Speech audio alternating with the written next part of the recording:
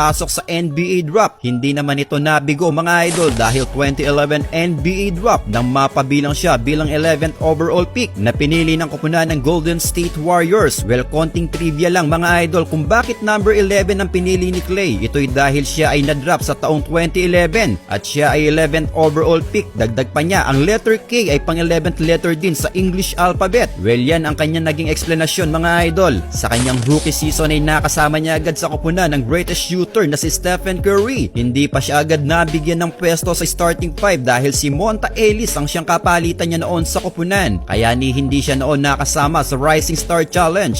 Pero March 13, 2012 nang nagkaroon ito ng pagkakataon nitong si Klay Thompson para maipamalas na ang kanyang husay sa koponan. Dahil sa petseng ito nang itrade ng Warriors si Monta Ellis papuntang Milwaukee Bucks. After nga ma-trade ni Ellis, sa sumunod na laro ng Warriors ay pumuntos agad si Klay Thompson ng 26 points versus